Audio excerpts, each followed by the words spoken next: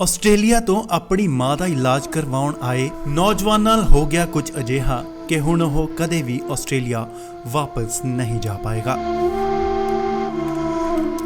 ਦੱਸ ਦਈਏ ਕਿ ਖੰਨਾ ਵਿਖੇ NRI ਆਪਣੀ ਮਾਂ ਦਾ ਇਲਾਜ ਕਰਵਾਉਣ ਲਈ ਆਸਟ੍ਰੇਲੀਆ ਤੋਂ ਪਰਤਿਆ, ਪਰ ਉਸ ਨੂੰ ਕੀ ਪਤਾ ਸੀ ਕਿ ਕੁਝ ਉਸ ਨਾਲ ਅਜਿਹਾ ਹੋ ਜਾਏਗਾ ਅਤੇ ਉਹ ਮੁੜ ਆਸਟ੍ਰੇਲੀਆ ਕਦੀ ਵੀ ਵਾਪਸ ਨਹੀਂ ਜਾ ਪਾਏਗਾ। ਤਾਂ ਦੱਸ ਦਈਏ ਕਿ ਇਸ NRI ਦੀ ਭੇਦ ਭਰੇ ਹਾਲਾਤਾਂ 'ਚ ਮੌਤ ਹੋ ਗਈ ਹੈ।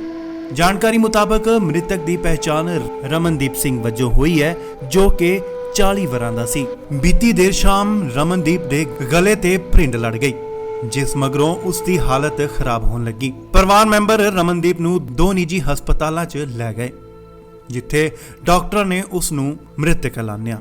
ਇਸ ਮਗਰੋਂ ਪਰਿਵਾਰ ਦੇ ਲੋਕ ਰਮਨਦੀਪ ਨੂੰ ਸਰਕਾਰੀ ਹਸਪਤਾਲ ਖੰਨਾ ਲੈ ਕੇ ਗਏ, ਜਿੱਥੇ ਐਮਰਜੈਂਸੀ ਡਿਊਟੀ ਕਰ ਰਹੇ ਡਾਕਟਰ ਨਵਦੀਪ ਜੱਸਲ ਨੇ ਕੋਸ਼ਿਸ਼ ਕੀਤੀ, ਪਰ ਮਰੀਜ਼ ਦੇ ਸਾਹ ਨਹੀਂ ਚੱਲ ਰਹੇ ਸਨ। ਉਸ ਦੀ ਪਹਿਲਾਂ ਹੀ ਮੌਤ ਹੋ ਚੁੱਕੀ ਸੀ।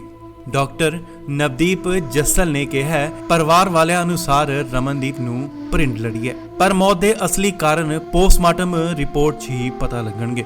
ਇਹ ਘਟਨਾ ਤੋਂ ਬਾਅਦ ਮ੍ਰਿਤਕ ਦੇ ਘਰ ਸੋਗ ਦਾ ਮਾਹੌਲ ਛਾ ਗਿਆ ਅਤੇ ਪਰਿਵਾਰ ਮੈਂਬਰਾਂ ਤੇ ਦੁੱਖਾਂ ਦਾ ਪਹਾੜ ਟੁੱਟ ਗਿਆ।